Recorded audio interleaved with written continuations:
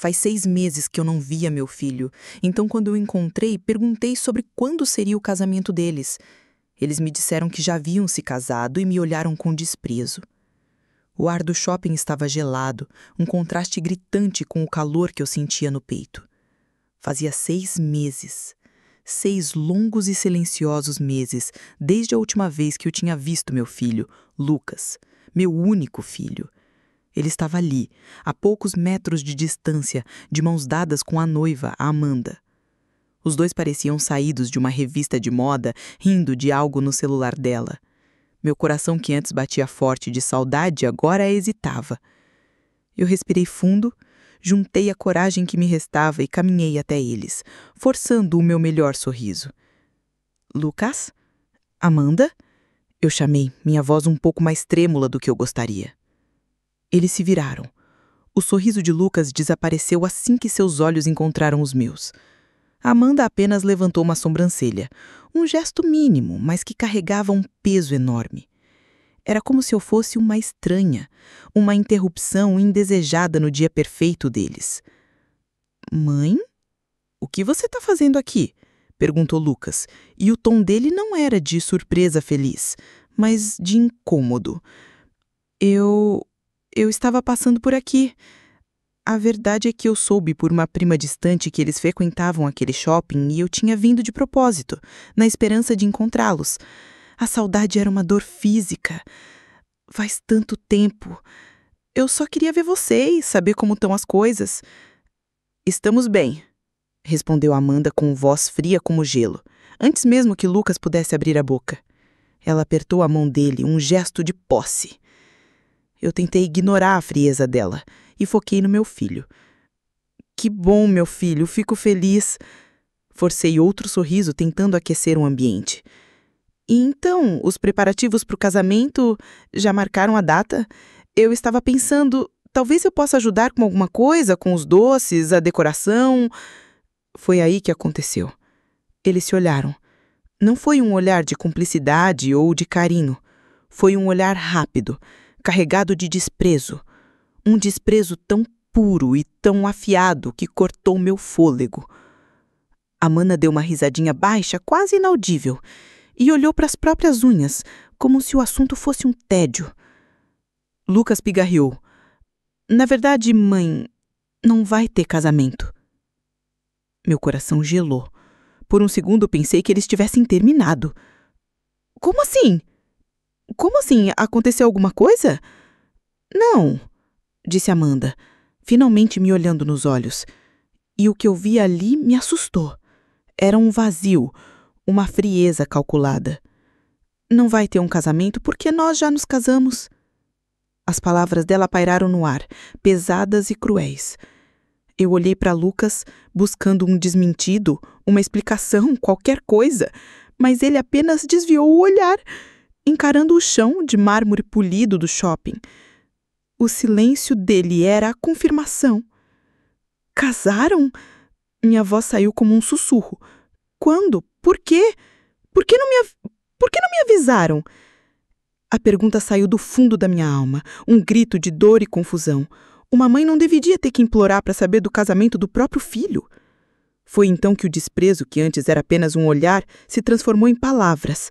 Amanda riu, uma risada curta e sem humor. Avisar você? Pra quê? Pra você aparecer lá com suas roupas simples e o seu jeito de pobre? Pra nos envergonhar na frente dos nossos amigos? Pra ficar dando sua opinião em tudo como se alguém se importasse? Cada palavra era uma facada. Eu senti o ar me faltar, minhas pernas fraquejarem.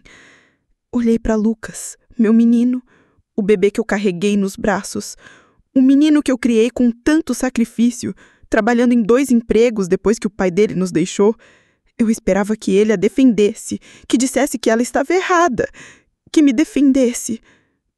Mas ele continuou em silêncio, de cabeça baixa. Aquele silêncio era a pior das traições. Era a confirmação de que ele concordava com cada palavra venenosa que saía da boca dela. Nós queríamos algo sofisticado, entende? Continuou Amanda, saboreando minha dor. Um evento para pessoas do nosso nível. E você, com todo respeito, Ela fez uma pausa dramática, me olhando de cima a baixo com um nojo evidente. Você simplesmente não se encaixa. O desprezo nos olhos deles não era mais apenas um olhar. Era um muro. Um muro alto e frio que eles construíram entre nós. E naquele instante, algo dentro de mim se quebrou. A mãe amorosa e dedicada, a mulher que vivia para agradar o filho, que se sacrificava por ele, começou a morrer. Eu senti uma onda de frio percorrer meu corpo, mas não era de tristeza. Era algo diferente. Era como acordar de um longo sono, de um sonho que na verdade sempre foi um pesadelo. Eu sempre soube que Amanda não gostava de mim. Desde o dia em que Lucas a apresentou, eu sentia a hostilidade dela. Ela vinha de uma família com mais dinheiro e sempre fez questão de deixar claro que me considerava inferior. Mas eu aturava tudo pelo meu filho. Eu sorria, era educada, levava presentes, tentava agradar de todas as formas, pensando que, se ela o fazia feliz, era o que importava. Mas ali, naquele corredor de shopping barulhento, com as luzes brilhantes e as pessoas passando sem notar o meu mundo desmoronando, eu percebi a verdade. Não era só ela, era ele também. Meu filho. Ele tinha vergonha de mim. Vergonha da mãe que o criou, que lavou, passou e cozinhou para ele. Vergonha da mulher que abriu mão dos próprios sonhos para que ele pudesse ter os dele. O olhar de desprezo deles foi como um balde de água gelada na minha cara. Ele não me acordou para a tristeza, mas para a realidade. Eu não era mais a mãe amorosa nos olhos deles. Eu era um estorvo, um passado pobre que eles queriam apagar. Eu olhei para os dois, parados ali, perfeitos e cruéis na sua bolha de superioridade. O choque inicial começou a dar lugar a uma clareza dolorosa, e por baixo dela, uma chama começou a se acender. Uma chama que eu não sentia há muito, muito tempo. Uma chama de raiva, de indignação. Uma chama que me dizia que aquilo não ia ficar assim. Eu não chorei, não gritei, não fiz um escândalo. A dor era tão profunda que se transformou numa calma assustadora. Eu apenas os encarei, por um longo momento, gravando na minha memória aquele olhar de desprezo. Aquele olhar seria meu combustível, seria a força que me faria levantar. Naquele momento, eu despertei, e a mulher que despertou não era mais a mãe boba e dedicada que eles pensavam que podiam pisar. Era outra pessoa. Alguém que eles ainda iriam conhecer. Eu não disse mais uma palavra. Apenas balancei a cabeça lentamente uma vez para eles. Não foi um gesto de concordância ou de derrota. Foi um gesto de reconhecimento. Eu os vi finalmente por quem eles realmente eram. Sem me despedir, virei as costas e fui embora. Andei pelos corredores do shopping sem rumo, passando pelas vitrines brilhantes e pelas pessoas felizes, mas eu não via nada. Eu estava em um vácuo. O eco das palavras de Amanda e o silêncio covarde do meu filho ressoando na minha cabeça. Cheguei em casa e me sentei na minha poltrona favorita, aquela que comprei quando Lucas ainda era criança, pensando em como seria bom ler histórias para ele ali. A casa estava silenciosa. Silenciosa demais. Por anos eu preenchi esse silêncio com a esperança de ouvir a voz dele, de receber uma visita surpresa. Agora o silêncio tinha um novo significado. Era o som da exclusão, do abandono. A dor veio em ondas, mas por baixo dela a desconfiança começou a fincar raízes. Um evento para pessoas do nosso nível. A voz de Amanda repetia na minha mente. Que nível era esse? Lucas trabalhava como gerente júnior numa empresa de tecnologia. Ganhava bem, melhor do que eu jamais ganhei, mas não o suficiente para um estilo de vida de luxo. Amanda trabalhava em uma galeria de arte, mas eu sabia que a família dela, embora tivesse mais posses que eu, também não era milionária. De onde veio o dinheiro para essa vida sofisticada que eles tanto valorizavam? Uma vozinha na minha cabeça, uma que eu ignorei por muito tempo, começou a gritar. Eu liguei meu computador antigo, que demorou uma eternidade para iniciar. Não sou muito boa com tecnologia, mas aprendi o básico para ver fotos da família e me manter conectada. Abri uma rede social e digitei o nome de Amanda na barra de busca. O perfil dela era privado, trancado a 7 chaves. O do meu filho também. Era óbvio que eles tinham me bloqueado há muito tempo. Mas eles não foram espertos o suficiente. Esqueceram dos outros. Dos primos, tias, amigos em comum. Comecei a procurar pelos perfis dos convidados que eu imaginava que estariam lá. Não demorou muito. A prima de Amanda, uma moça que adorava exibir cada passo que dava, tinha o perfil aberto. E lá estava. Um álbum de fotos com o título O Casamento do Ano, Amanda e Lucas. Meu dedo tremia sobre o mouse enquanto eu clicava. E então, o mundo dele se abriu para mim. Não foi um casamento simples e discreto. Foi uma festa de arromba. As fotos mostravam um salão de festas luxuosíssimo, com lustres de cristal, arranjos de flores que pareciam custar mais do que meu aluguel, e um buffet com comidas que eu nem sabia o nome. A Amanda usava um vestido de noiva que parecia ter sido costurado com pérolas. Lucas, ao lado dela, usava um terno caro, com um sorriso largo no rosto. Um sorriso que ele não me dava há anos. Eu passei as fotos, uma por uma, cada clique sendo um novo soco no meu estômago. Todos estavam lá. Minha irmã, minhas sobrinhas, tios e tias que me ligavam no meu aniversário, amigos da família que me viram criar o Lucas. Todos sorrindo para a câmera, brindando, dançando. Ninguém sentiu minha falta. Ninguém perguntou: onde está a mãe do noivo? Ou será que eles sabiam? Será que foram todos cúmplices da minha humilhação? Vi vídeos deles dançando a primeira valsa, dos convidados jogando o casal pro alto, da hora de cortar o bolo, que tinham 5 andares. Era uma celebração de felicidade. Uma felicidade construída sobre a minha exclusão. Uma festa cara. Uma festa muito, muito cara. A pergunta voltou com mais força. Como eles pagaram por tudo aquilo? Foi então que um calafrio percorreu minha espinha. Uma lembrança me veio à mente. Cerca de 3 meses atrás, Lucas me ligou. Foi uma ligação estranha, rápida. Ele disse que precisava de alguns dos meus documentos para me incluir em um plano de saúde da empresa dele. Um benefício novo. Disse que era para garantir que eu estaria segura, bem cuidada. Eu, boba, acreditei. Fiquei emocionada com o cuidado dele. Enviei fotos de tudo o que ele pediu, sem pensar 2 vezes. Minha identidade, meu CPF, meu comprovante de residência. Com as mãos trêmulas, abri o site do meu banco. Eu raramente o acessava pela internet, preferia ir à agência, mas a urgência me consumia. Digitei minha senha e esperei a página carregar. Olhei meu extrato da conta corrente. Tudo normal. Olhei a poupança, as economias de uma vida inteira. Intocada. Senti um breve alívio, mas a sensação ruim não passava.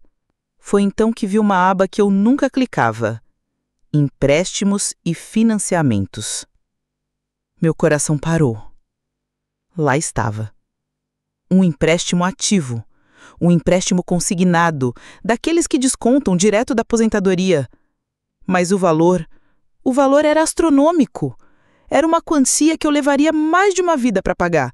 Um número tão grande que parecia irreal.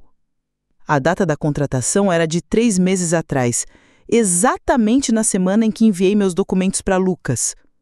O ar sumiu dos meus pulmões. Eu me inclinei para frente, ofegante, sentindo o quarto girar. Não podia ser.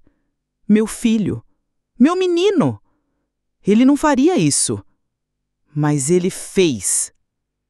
Ele e a esposa dele usaram os meus documentos, falsificaram minha assinatura e pegaram um empréstimo altíssimo no meu nome. Um empréstimo que eu, uma aposentada com a saúde já frágil, teria que pagar. Eles pegaram meu nome limpo, minha dignidade, e usaram para pagar por lustres de cristal, vestidos de grife e uma festa para pessoas que estavam no nível deles. Eles financiaram o casamento dos sonhos deles com o meu pesadelo financeiro. A dor da exclusão social foi substituída pela dor fria e cortante da traição financeira. Isso não era apenas um desprezo, uma vergonha. Isso era um crime. Eles não apenas me descartaram, eles me roubaram. Roubaram meu futuro, minha paz, minha segurança. Eu fechei o computador. O choque deu lugar a uma fúria gelada. Uma clareza que eu nunca senti na vida. O desprezo deles no shopping, a festa luxuosa, o empréstimo.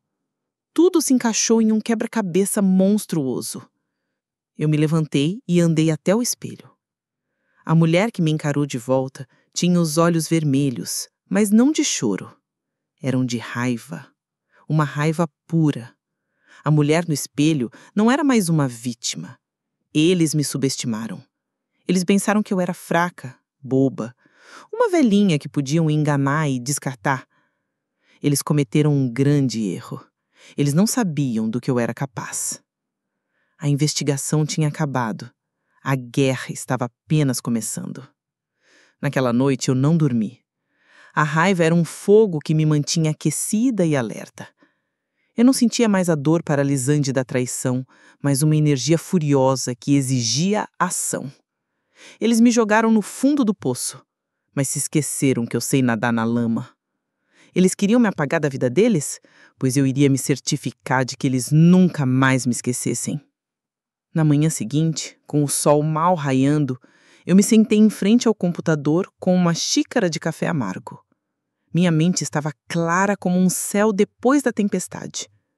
Meu plano era simples, mas eu sabia que seria devastador para eles, porque atingiria o único ponto que realmente lhes importava: a imagem, a opinião dos outros, o status que eles compraram com o meu dinheiro. Abri minha página na rede social. Era um perfil simples que eu mal usava, com algumas fotos de flores do meu pequeno jardim e receitas que eu gostava. Mas naquele dia, ele se tornaria minha arma. Comecei a escrever. Não escrevi com ódio, mas com uma precisão cirúrgica. Comecei do começo. Falei dos 6 meses de silêncio, da dor da saudade, do encontro acidental no shopping. Descrevi com detalhes o olhar de desprezo deles, as palavras cruéis de Amanda e a covardia do meu filho. Depois, contei como a desconfiança me levou a investigar. Contei sobre o casamento luxuoso do qual fui excluída. E então veio o golpe final. Com as mãos firmes, eu relatei a descoberta do empréstimo. Escrevi o valor exato, o dia em que foi feito e como eles usaram meus documentos, que pedi com a desculpa de um plano de saúde, para cometer a fraude.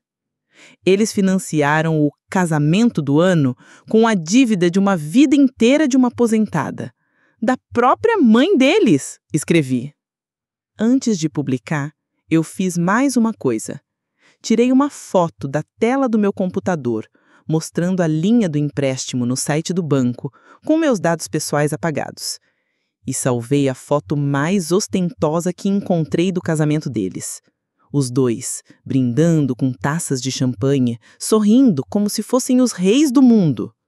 Anexei as 2 imagens à minha publicação. A prova do crime e o fruto do crime.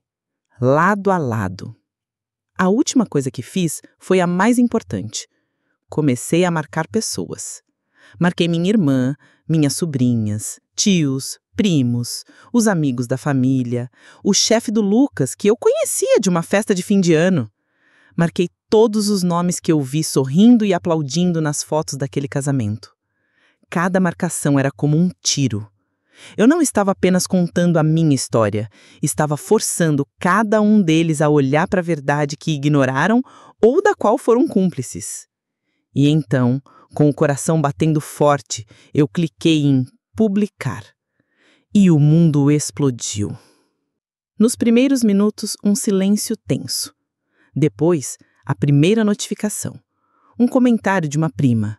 "Eu não acredito nisso! Que horror!" E então outra, e mais outra. Meu celular, esquecido na mesinha ao lado, começou a vibrar sem parar. Em menos de uma hora, a publicação tinha dezenas de compartilhamentos. As pessoas estavam lendo, se chocando, se indignando por mim. As ligações começaram. A primeira foi da minha irmã. Ela chorava ao telefone, pedindo desculpas. Eu não sabia, eu juro. Lucas nos disse que você estava doente e não queria receber visitas, que por isso não foi ao casamento. Eu devia ter desconfiado. Me perdoe. Outros ligaram com desculpas parecidas, esfarrapadas. Todos tinham sido enganados com alguma mentira. A máscara social de Lucas e Amanda estava se desintegrando em tempo real. O desprezo que eles me deram se transformou em desprezo público contra eles. Os comentários na minha publicação eram cruéis. Ladrões, sem coração, que tipo de filho faz isso com a própria mãe? A vergonha que eles queriam que eu sentisse estava agora, e com juros, na conta deles. Em poucas horas, eles deixaram de ser o casal perfeito e se tornaram os monstros da internet. Eles eram famosos exatamente como Amanda queria, só não do jeito que ela imaginava. Eu assistia a tudo de camarote, da minha poltrona, sentindo uma satisfação fria e amarga. Era a vingança da mulher simples, da mãe que eles julgaram ser burra e descartável. No final da tarde, recebi uma ligação de um número desconhecido. Hesitei, mas atendi. "Boa tarde, estou falando com a senhora?" Uma voz firme e profissional perguntou. "Sou eu", respondi. "Meu nome é Dr. Almeida, sou advogado.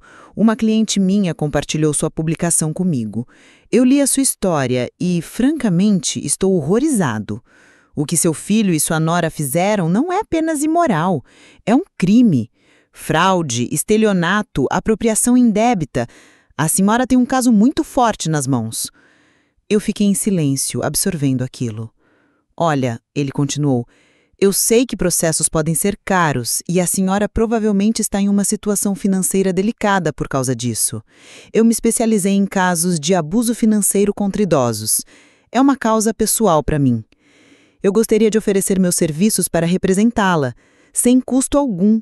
Quero colocar esses dois na cadeia." Lágrimas finalmente vieram aos meus olhos, mas não eram de tristeza. Eram de alívio, de esperança. Por dias eu me sentia sozinha, uma formiga contra dois gigantes. Mas ao expor a verdade, eu não estava mais sozinha. Eu tinha minha dignidade de volta, o apoio de centenas de pessoas e agora a ajuda de um profissional que queria lutar por mim. Eu aceitei a oferta dele na mesma hora. Desliguei o telefone e respirei fundo pela primeira vez em dias. A reviravolta tinha acontecido. Eu não estava mais apenas me defendendo, eu estava contra-atacando, e com a lei do meu lado. Lucas e Amanda acharam que tinham me enterrado, mas não sabiam que eu era uma semente, e eu estava prestes a brotar. Com o Dr. Almeida no comando, as coisas começaram a andar rápido. O que antes era uma postagem de desabafo na internet, agora era um processo criminal formal. Levei para ele todas as provas que eu tinha, as cópias dos documentos que enviei para o Lucas, a conversa onde ele me pedia tudo com a desculpa do plano de saúde e, claro, os papéis do empréstimo fraudulento. Cada assinatura falsificada era uma prova do crime deles. O caso era, como o advogado disse, claro como água. A notícia do processo se espalhou como fogo em palha seca. A fama que eles conquistaram na internet agora tinha consequências reais. Lucas foi demitido do emprego. A empresa não queria sua imagem associada a um escândalo de fraude e abuso contra a própria mãe. De repente, o gerente de sucesso estava desempregado e com o nome na lama. A vida de luxo que eles tinham acabado de começar começou a ruir. O castelo de cartas construído com mentiras não aguenta a primeira ventania. O relacionamento deles, que parecia tão perfeito nas fotos, era tão falso quanto a assinatura no meu contrato de empréstimo. E foi a Amanda quem puxou a primeira carta. Cerca de um mês depois que tudo veio à tona, Lucas me ligou. Era um número bloqueado, mas eu reconheci a voz dele no instante em que ele disse: "Mãe!" A voz não era arrogante ou fria como no shopping.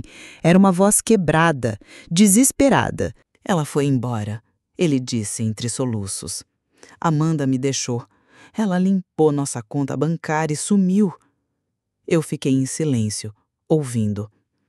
Ela levou tudo, mãe. Todo o resto do dinheiro, do empréstimo. Ela me deixou sem nada. Ele fez uma pausa, e a revelação seguinte foi a pá de cal. Ela não foi embora sozinha. Ela fugiu com um dos padrinhos do nosso casamento, um amigo meu. Eu poderia ter sentido pena. Uma parte minúscula da antiga mãe que eu era, talvez tenha sentido uma pontada de dor por ele. Mas a mulher que ele e Amanda criaram com o desprezo deles sentiu apenas uma justiça poética e cruel. A mulher que ele ajudou a roubar foi roubada. O homem que me trocou por ela foi trocado por outro. Era o círculo do egoísmo se fechando. E o que você espera que eu faça, Lucas? Perguntei, minha voz calma e firme. Eu não sei. Eu estou sozinho. Não tenho para onde ir. Não tenho dinheiro. Eu preciso de ajuda. Ajuda? Repeti a palavra, sentindo o gosto amargo dela. Você deveria ter pensado nisso antes de roubar sua mãe para dar uma vida de luxo para uma mulher que te descartou na primeira dificuldade. Você fez suas escolhas, Lucas. Agora, viva com as consequências. E desliguei. 2 semanas depois, a polícia o prendeu. Não houve drama nem perseguição. Eles o encontraram morando de favor na casa de um conhecido, abatido e sem um tostão. A acusação era grave: fraude e estelionato. Sem o dinheiro para pagar um bom advogado e com todas as provas contra ele, o destino dele estava selado. Alguns meses se passaram e o Dr. Almeida conseguiu anular a dívida no meu nome, provando a fraude. Eu estava livre do peso financeiro, mas eu precisava de um fechamento final. Foi por isso que decidi visitá-lo na prisão. O lugar era frio e cinzento. O cheiro de desinfetante misturado com tristeza. Quando o vi entrar na sala de visitas, usando aquele uniforme sem cor, quase não o reconheci. O brilho de superioridade tinha sumido. Ele estava magro, com olheiras profundas. Ele era apenas um homem quebrado. Sentamos um frente para o outro, separados por um vidro grosso. Mãe, ele começou, a voz embargada. Me perdoa. Eu o encarei por um longo tempo antes de responder. Perdão, Lucas, é uma palavra muito forte. Eu não vim aqui para te condenar, nem para te absolver. Isso é entre você e a sua consciência. Eu vim aqui para que você entenda. Ele me olhou confuso. Você e Amanda achavam que o valor de uma pessoa estava no dinheiro que ela tem, nas roupas que ela veste, na festa que ela dá. Vocês tinham vergonha de mim porque eu era simples, porque eu representava um passado humilde que vocês queriam apagar. Mas vocês se esqueceram da coisa mais importante, Lucas: o caráter. O dinheiro compra uma festa, mas não compra lealdade. Compra um terno caro, mas não compra dignidade. Compra bajuladores, mas não compra amor verdadeiro. As lágrimas escorriam pelo rosto dele. Olha onde o seu nível te trouxe. Continuei apontando para a sala ao nosso redor. Sua esposa te abandonou e te roubou. Seus amigos desapareceram. A única pessoa que está aqui, te visitando neste lugar, é a mãe simples da qual você sentia vergonha. Irônico, não é? Ele apenas balançava a cabeça, chorando. Eu não vou te tirar daqui, eu disse, minha voz suavizando um pouco, mas ainda firme. Este lugar é a consequência direta das suas escolhas. Você é jovem. Você pode sair daqui um dia e tentar ser um homem diferente. Um homem de valor, não de preço. Mas essa mudança tem que vir de dentro de você. Eu te dei a vida, te dei educação, te dei todo o amor que eu tinha. O resto, a construção do seu caráter, era a sua responsabilidade. E você falhou. Me levantei. O tempo da visita estava acabando. Eu te amo, meu filho. Uma mãe nunca deixa de amar. Mas eu não gosto mais da pessoa que você se tornou. E mais importante, eu não confio mais em você. Cabe a você, e somente a você, se tornar alguém digno de confiança novamente. Adeus, Lucas. Virei as costas e fui embora, sem olhar para trás. Ao sair daquela prisão e respirar o ar livre, eu não senti alegria nem tristeza. Senti paz. A vingança não foi vê-lo preso. A superação foi me libertar da dor que ele me causou. Ele está pagando pelo crime que cometeu. Quanto a mim, eu recuperei meu nome, minha paz e, o mais importante, recuperei a mim mesma. A vida segue. E pela primeira vez em muito tempo, eu estava pronta para viver a minha, por mim.